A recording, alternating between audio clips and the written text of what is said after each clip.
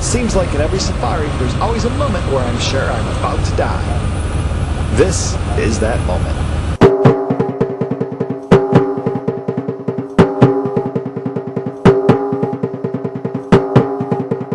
Safari Alaska was filmed in front of a live animal audience. So there we were at Denali on our ranger hike, learning about the local wildlife and the plants they eat. And after that hike, we drove the first 15 miles of the park road that's open to the public in our rental car, hoping to see some moose and bear, or anything really. And not too long into that drive, we could cross one of those animals off of our list. Moose! And not just any moose, but here in Alaska, they are home to the largest subspecies of moose. Which is why it was fun to sit and be secure in the car and watch the moose going about their business, which at the time for them was just eating some fresh plant shoots and all the grasses they could find. In situations like this, you always want to be able to try to film wildlife without disturbing it. This can't always be the case, as here this local caribou was very disturbed from the road construction taking place in his territory. That construction worker held her ground pretty well. It's not like she could have outrun him anyway, as they can easily outrun a human. And that's about 400 pounds of animal running there.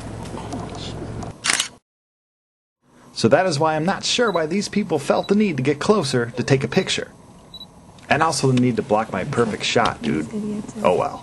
Alright, on our first little jaunt on the first 15 miles, which you're allowed to do in your own personal vehicle, saw some caribou and some moose on the first try there. Not bad. Good job, Skunk. We turned our car around and saw something small in the road. It was an Arctic ground squirrel. He seemed surprised someone would stop for little old him, but I wanted to check out all the animals here, big and small. Out in the open like this squirrel is easy food for a bird of prey. And just up ahead from him, another caribou was hanging out in the dried riverbed.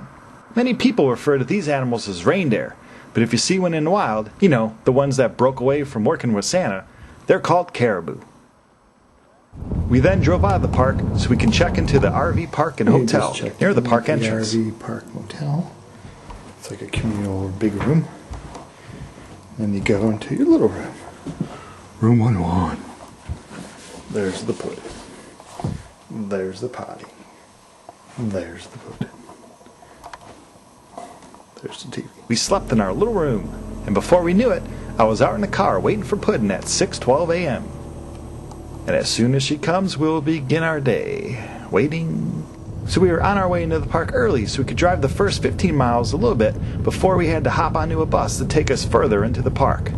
We drove on, and just around mile 12, feet from our car, we saw more moose.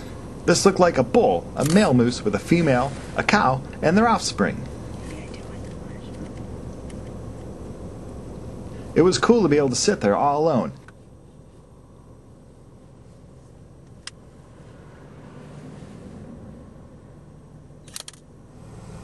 And we even got to see a moose kiss.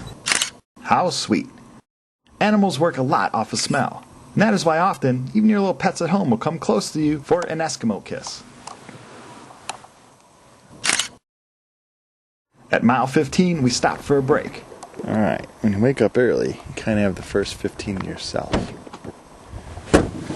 When you really don't want to be disturbed when you're taking a pee-pee. Look at that, wow. It's always smart to use your foot skills while using a public bathroom, as you never know who is in there last. For sure. I returned to the car to see that someone was having breakfast without me. We then went back so we could hop on our bus. Walking to get to our bus because there's not enough parking. Not enough parking at all. Come on, Alaska, make more parking. You have to use these if you want to go past the first 15 miles on the park road. It's there where you usually have a good chance to see wildlife like bears, and then a smaller chance to see wolves. We stopped at around the 29-mile mark at the Tekla Necklace stop to see if we could look around, as we hope to see a bear wandering up the riverbed. We then hopped back onto our bus, and we started the climb towards the Polychrome Pass, the scariest part of the road, due to the fact that the school bus has to make a wide turn to be able to handle the road, and the drop-off is, well, far, far down below. And just when I thought it was all over, we pulled even closer to the edge, just inches away, to get a look at a sheep. A sheep? We're all risking our lives for a sheep? A Dall sheep. And they are the reason why this park is so important, as they were once overhunted, and somebody smart finally realized they needed to be protected before they became extinct. And just when I was swallowing all my insides in fear, someone saw grizzly bears. It was a mom and her 2 cubs, and they also were way down below. And with everyone leaning towards the side of the bus I was on, I thought this for sure would be the last thing I ever saw in my life. Some bears walking.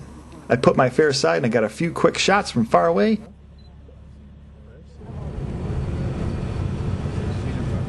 And then we drove down on more level ground, heading to our turnaround point at the Polychrome River stop, approximately 53 miles into the park's road. At the Toklak stop, we looked around and appreciated how hard it is for a bear to get past antlers like these if they want some meat in their meal. These things look sharp, and with hundreds of pounds of animals behind them, you know they could put a good hurting on you. Throughout the drive, we heard the driver proudly state that no one has ever been killed by a bear inside the park. Sadly, just 2 weeks after our trip, a hiker who got too close to a bear for pictures was killed right near the spot. Rain clouds were coming in, so it was time to head back. Great, back to the Polychrome Pass. This time I would handle it by looking at the ground, but again, someone wanted to look at the sheep one more time. Great, so we stopped at the edge of the road. I was not having a good time.